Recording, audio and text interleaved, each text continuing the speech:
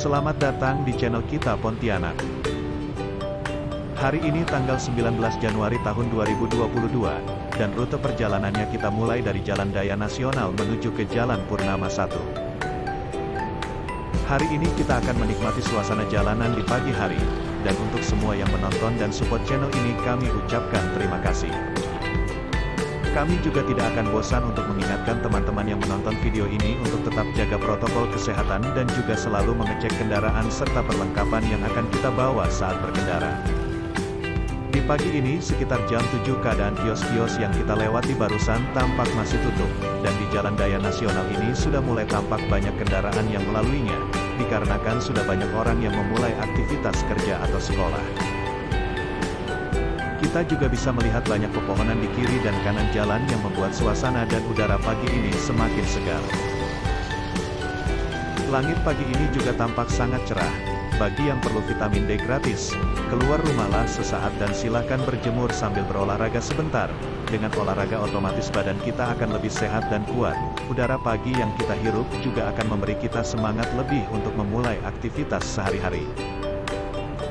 Di kanan kita bisa melihat Tugu Universitas Tanjung Pura yang berdiri tegak serta memberi kesan yang cukup indah untuk jalanan ini. Di saat berkendara dan melewati bundaran atau putaran balik, ada baiknya kita mengurangi kecepatan kendaraan. Tetaplah waspada dalam mengendarai kendaraan kita. Kita bisa lihat juga jalanan yang kita lewati ini tampak sangat bersih. Tidak ada sampah-sampah yang berserakan. Semoga para pengguna jalan juga bisa turut serta menjaga kebersihan jalanan yang mereka lalui. Jalanan yang bersih bisa menunjukkan bahwa kita warga di Pontianak juga bisa menjaga kelestarian lingkungan. Dengan lingkungan yang asri dan bersih tentu bisa membuat kita sendiri nyaman. Orang luar yang berkunjung ke Pontianak juga pasti akan merasa nyaman dan tentu itu bisa berdampak baik bagi perkembangan kota kita Pontianak.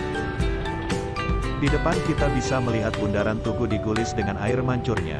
Tugu ini diresmikan oleh Gubernur Sujiman pada tanggal 10 November tahun 1987 dan mempunyai arti sejarah sebagai peringatan perjuangan 11 tokoh Sarekat Islam, yakni Ahmad Sud, Ahmad Marzuki, Gusti Johan Idrus, Gusti Hamzah, Gusti Situt Mahmud, Gusti Sulung Lelanang, Jeranding Abdurrahman, Harais Ar-Rahman, M. Hambal, M. Sohor, dan Ya. M. Sabran, yang kemudian nama-nama tersebut juga didedikasikan sebagai nama-nama jalan di Pontianak. Dalam buku Pontianak Heritage oleh Ahmad Asmadezet, sejarah mencatat terbentuknya Sarekat Islam tahun 1914 di Ngabang. Kemudian pembentukan Partai Sarekat Islam 1923 menjadi salah satu bagian penting dalam sejarah pergerakan perjuangan rakyat di Kalimantan Barat. Karena khawatir pergerakan ke-11 tokoh tersebut akan memicu pemberontakan terhadap pemerintah Hindia Belanda di Kalimantan. Pemerintah Hindia Belanda kemudian menangkap 11 orang tersebut dan kemudian dibuang ke Bovendigul, di Papua. Dari nama tempat pembuangan penjara alam itulah, kemudian tugu ini disebut dengan Tugu Digulis. Awalnya tugu ini berbentuk 11 tonggak menyerupai bambu runcing, dan berwarna kuning polos. Pada tahun 1995, tugu ini dicat ulang dengan warna merah putih. Kemudian pada tahun 2006 dilakukan renovasi dan pengecatan ulang hingga bentuknya seperti saat ini, berada di areal kurang lebih seluas 1.779 meter persegi, dengan diameter 47,4 meter. Di sekitar 11 bambu runcing ini juga terdapat air mancur dan taman yang memberi nuansa sejuk. Di sebelah kiri jalan kita bisa melihat Ayani Mega Mall yang merupakan salah satu mall yang selalu ramai dikunjungi oleh warga Pontianak. Kawasan Ayani Mega Mall ini berdiri di atas lahan seluas 185.000 meter persegi, terdiri dari gedung mall dan 5 blok ruko. Sedangkan luas bangunan mall sendiri adalah 100.000 meter persegi. Ayani Mega Mall ini mulai dibangun pada tahun 2003 dan resmi dibuka pada Mei tahun 2005. Ayani Mega Mall ini terdiri dari 4 lantai. Banyak tenang yang sudah terkenal sebagai perusahaan besar baik skala nasional maupun internasional antara lain Gramedia, Matahari Department Store, KFC, Hypermart, Bioskop XX1, Pizza Hut, Amazon, Dunkin Donuts, Fun Station, Giordano, dan masih banyak lagi. Ayani Mega Mall juga memiliki fasilitas gedung parkir sangat luas bertingkat 5 yang terletak di samping mall.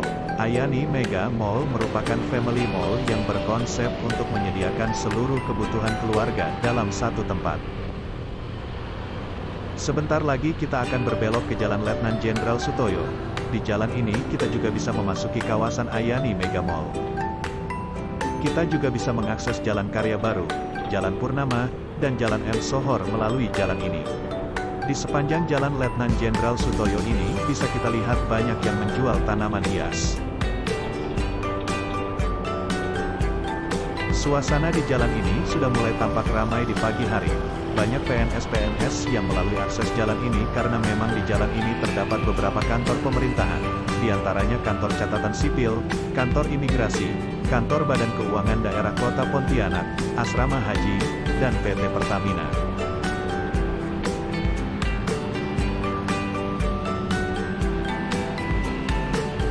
Untuk teman-teman yang memulai aktivitas di pagi ini, jangan lupa untuk sarapan. Berbagai hal bisa menjadi alasan melewatkan sarapan di pagi hari, entah karena terlambat datang ke kantor, repot menyiapkan makanan, atau tengah menjalani program diet. Padahal, jika kamu tahu, banyak sekali manfaat sarapan bagi kesehatan tubuh. Sarapan sendiri merupakan waktu makan terpenting, karena dapat membantu metabolisme dan membakar kalori sepanjang hari. Jika kamu sering melewatkan kegiatan tersebut, akan timbul banyak masalah kesehatan, seperti sindrom metabolik, peningkatan kolesterol jahat, dan penurunan kolesterol baik. Melewatkan sarapan secara tidak langsung akan membuat jam biologis tubuh jadi terganggu.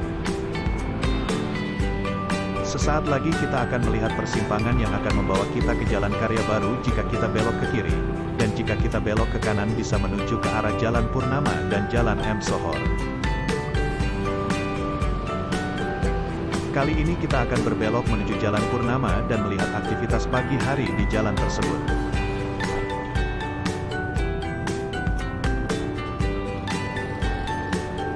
Di Jalan Purnama 1 ini terdapat banyak komplek-komplek perumahan. Tingkat pemukiman di jalan ini termasuk cukup padat. Selain komplek-komplek perumahan, banyak juga terdapat ruko-ruko yang digunakan untuk usaha di sepanjang jalan ini. Ada beberapa sekolah yang bisa kita temukan di Jalan Purnama 1. Jadi tidak heran lalu lalang kendaraan di jalan ini tampak cukup padat di pagi hari. Di pinggir Jalan Purnama 1 ini juga bisa kita temukan banyak pedagang-pedagang kecil yang menjual makanan dan minuman. Dari yang berjualan pisang, ayam geprek, sate, es tebu, es kelapa, kue-kue, dan lain sebagainya. Tampak di sebelah kita ada tukang sapu yang sedang menyapu jalanan. Kita sebagai warga Pontianak harus bisa mengapresiasi kerja mereka. Tanpa mereka jalanan yang kita lewati mungkin akan penuh sampah atau dedaunan yang gugur dari atas pohon. Kita juga bisa membantu mereka dengan ikut serta menjaga kebersihan dengan tidak membuang sampah sembarangan di jalan. Balik lagi ke pembahasan tentang sarapan, berikut manfaat-manfaat sarapan yang perlu kita ketahui, agar kita tidak anggap sepele dan melewatkannya begitu saja. 1. Memberi nutrisi yang dibutuhkan tubuh. Jika terlalu sering melewatkan sarapan, vitamin dan nutrisi yang dibutuhkan tubuh tidak akan terpenuhi dengan baik. Ketika seseorang terbiasa sarapan, mereka cenderung memiliki pola makan sehat secara keseluruhan. Jika hal tersebut rutin dilakukan setiap hari, sarapan dapat memberikan asupan nutrisi yang cukup untuk tubuh. Berkaitan dengan hal tersebut, sebaiknya kita memang tidak mengonsumsi kudapan yang berat di pagi hari. Untuk memperoleh manfaat sarapan, sebaiknya kita mengonsumsi sereal gandum utuh, buah-buahan, sayuran, daging tanpa lemak, telur rebus, ayam, susu rendah lemak atau keju.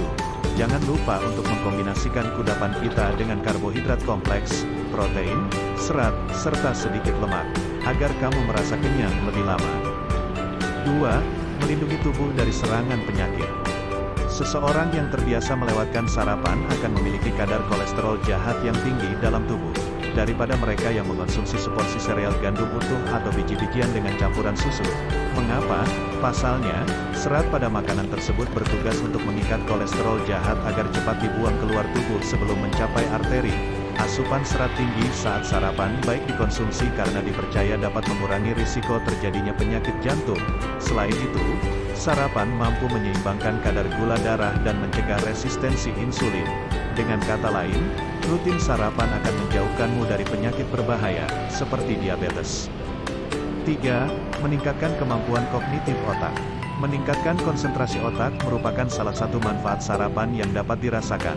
Sarapan pagi merupakan asupan pertama setelah tubuh berpuasa semalaman. Saat sarapan, otak kembali mendapatkan nutrisi yang dibutuhkan, dalam bentuk glukosa dan glikogen. Kemudian, otak akan mendapatkan sinyal jika tubuh telah siap melakukan aktivitas hari ini. Jika kebutuhan glukosa tidak terpenuhi, kamu akan merasa sulit untuk berkonsentrasi, dan merasa cepat lelah. Itulah beberapa manfaat dari sarapan pagi, dan sebentar lagi kita akan sampai di ujung Jalan Purnama 1. Terima kasih yang sudah menonton video ini sampai akhir. Untuk teman-teman jangan lupa untuk share, komen, dan like video ini, dan sampai ketemu lagi di video berikutnya.